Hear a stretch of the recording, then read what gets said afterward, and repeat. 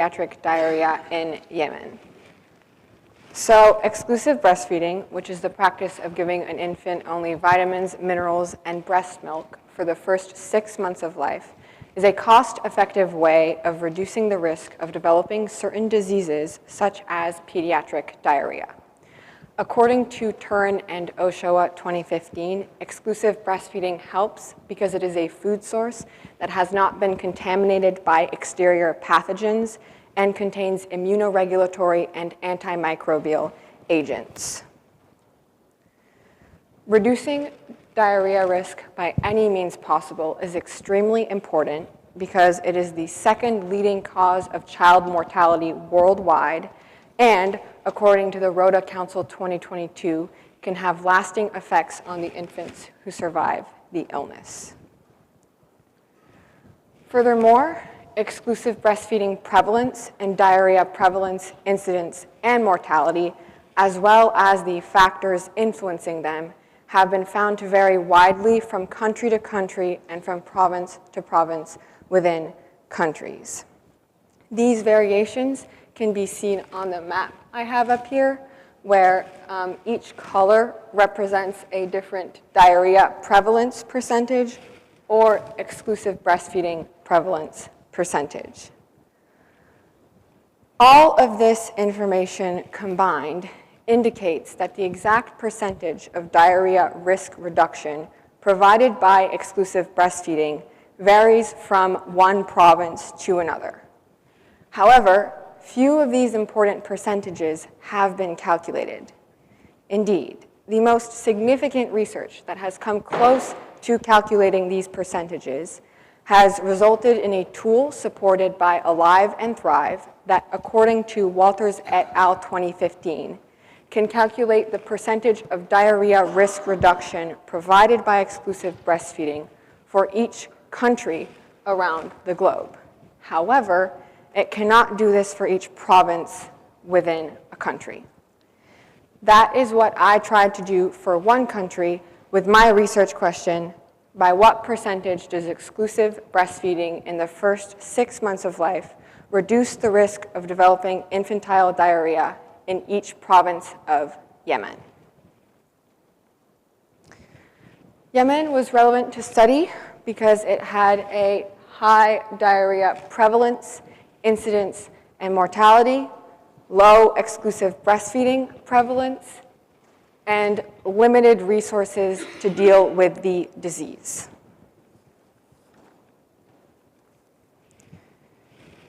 I originally thought that my research was going to be important because policymakers and public health workers in Yemen looking to reduce its overall diarrhea burden with specific percentages that they could compare to determine where their exclusive breastfeeding resources would be most effective so that they could concentrate their resources on those provinces rather than trying to spread them across the whole country. I based myself off of Foba et al.'s 2024 method in their paper, The Effects of Exclusive Breastfeeding on Child Health in Chad, Evidence from a National Representative Survey Data, for my method. I chose to use Yemen's multiple indicator cluster survey conducted in 2022 and 2023 for my analysis because it contained recent information, came from a reputable source, being UNICEF, and had all the information I was going to need in it for my research project. I then created my own data set by selecting all the infants that were under 6 months old from the multiple indicator cluster survey, and I put those into a new spreadsheet. I used infants that were under 6 months old because that is the population that is supposed to be exclusively breastfed according to the World Health Organization. I also selected other variables from the original survey that were going to be useful in my analysis. These were the infant's diarrhea status and exclusive breastfeeding status. And I also included other variables that are known to influence diarrhea prevalence, such as sex of the infant, in my analysis so that my percentages would be more accurate. I chose these covariates based on the ones that Foba et al. 2024 chose in their paper.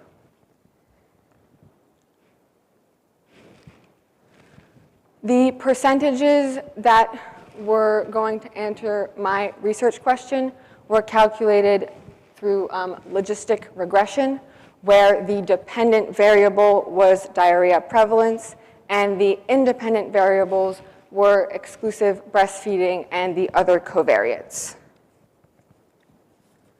I chose this type of regression because it was the type of regression that Foba et al. 2024 used in their very similar research and would permit me to generate an odds ratio, which was crucial to my results.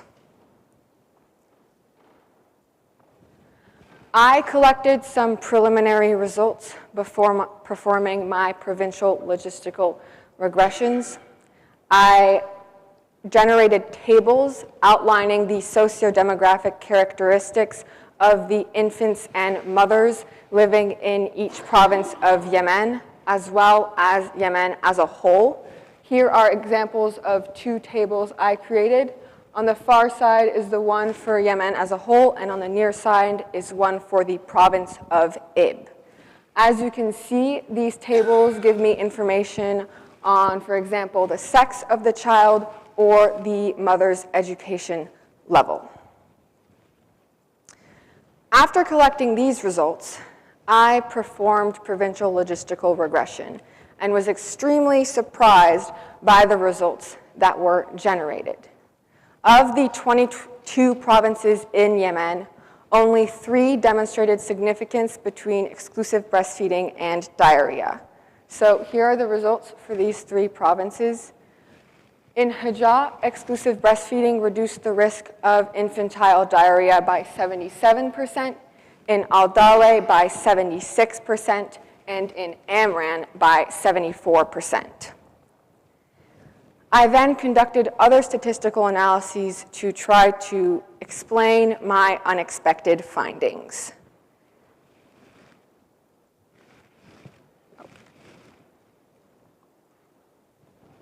I performed logistic regression on the entirety of Yemen, and the important statistically significant variables that emerged were exclusive breastfeeding and provincial location. I found that exclusive breastfeeding reduced the risk of infantile diarrhea by 41% nationwide. For the provinces that demonstrated significance, it was found that the percentage of diarrhea risk reduction provided by provincial location varied widely. For example, infants living in Al-Hudaydah were 109% less likely to develop pediatric diarrhea than infants living in the province of Ib, and infants living in Socotra were 1,253% less likely to develop diarrhea than infants living in Ib.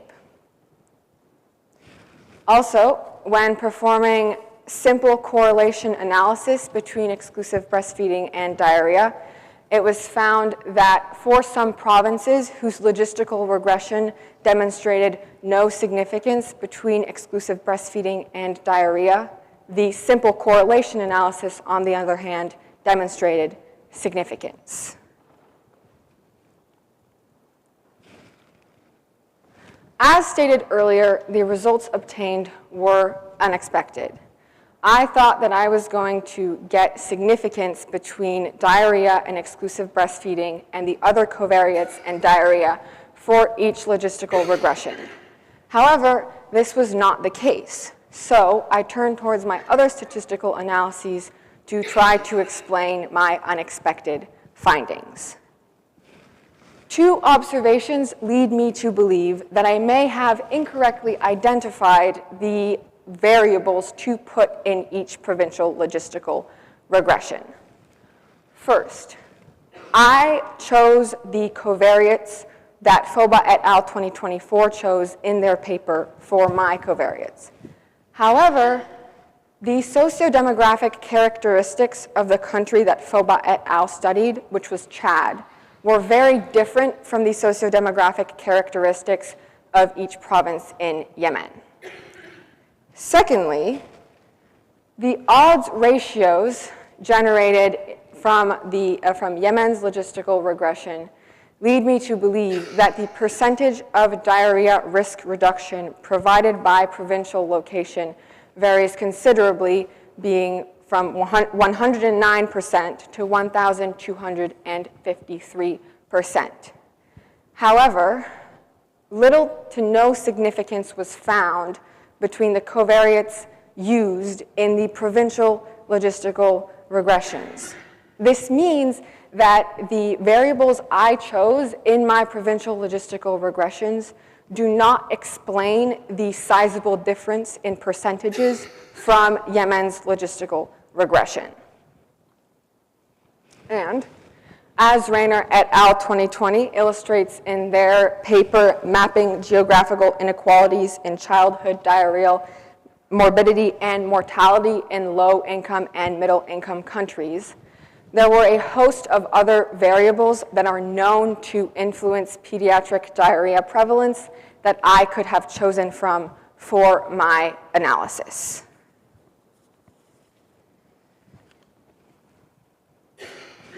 Furthermore, two other observations lead me to believe that I may have incorrectly identified the type of regression to use for my analysis.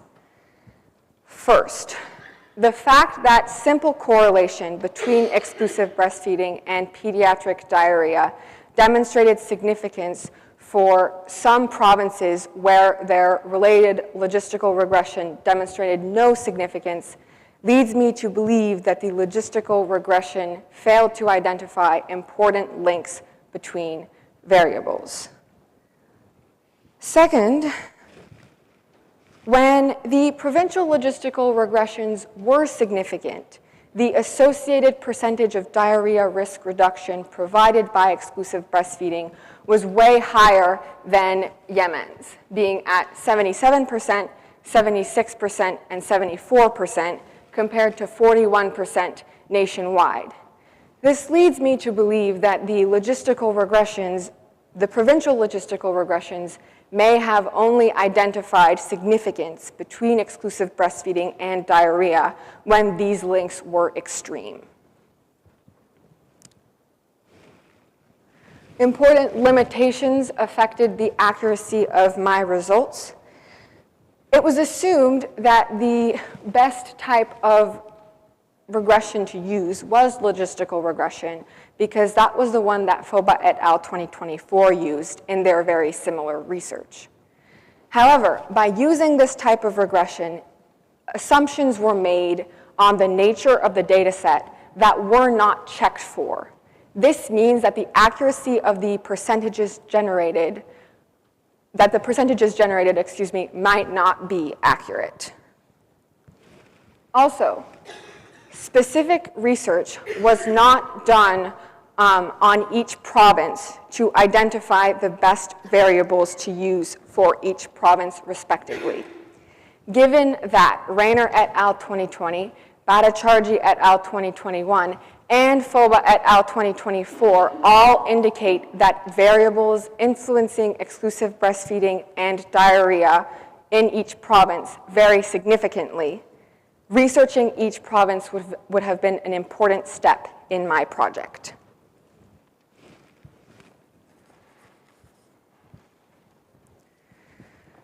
The large discrepancies between provincial percentages in Yemen's logistical regression lead me to believe, as supported by Bhattacharjee et al. 2021 and Rayner et al. 2020, that the local variations in characteristics generate different percentages of diarrhea risk reduction provided by exclusive breastfeeding.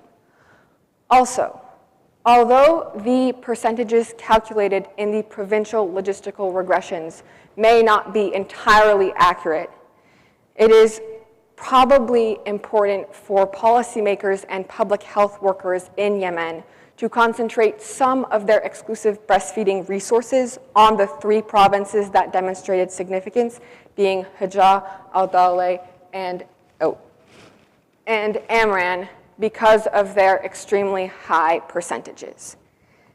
And finally, the unexpected conclusion that I came to was that future researchers should make sure to study each province separately to determine separate variables they should use for their analysis of each province, and that they should make sure to analyze the behavior of their data sets to determine which specific regression should be used in accordance to the behavior. That is it. Here are my references and any questions.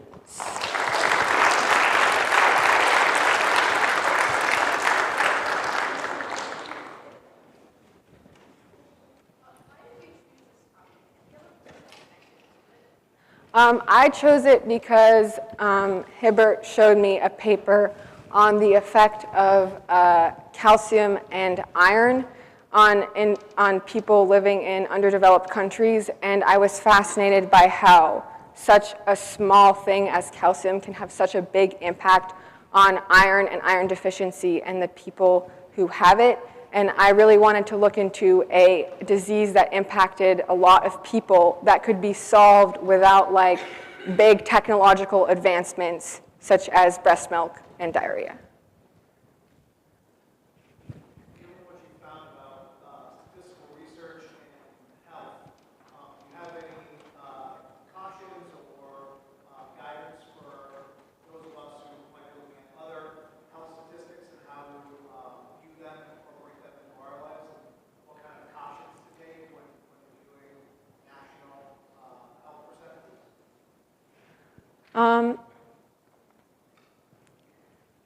Well, I feel like it's important to make sure to understand. Wait, can you rephrase your question? Sorry. It sounds like there's some surprising findings. Yeah. Digging into the research. And we're bombarded with a bunch of data around health issues all over the country. Given what you found surprisingly in your research, do you have any guidance or cautions for people who are taking this research? It's important to really make sure to, when looking at this research, to understand local variations, because even if I knew that variations were big between provinces and variables, when I found FOBA et al. 2024's paper, I was like, perfect, I have the variables I need for my analysis, without linking the fact that if each exclusive breastfeeding percentage was different for each country, for each province, that would also mean that the variables were different and that I could therefore not just use another paper. I hadn't fully made that connection, so I think it's important for other people to make sure that they do so. Yeah.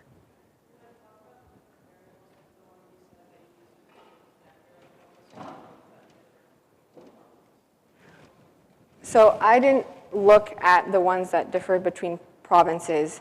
That's something that I would have do next. Urban or rural, if you live in a city or in the country, that has an effect. The age of the infant has an effect. Also, like nighttime lights apparently can have an effect. So there's like a whole bunch of different variables that, yeah.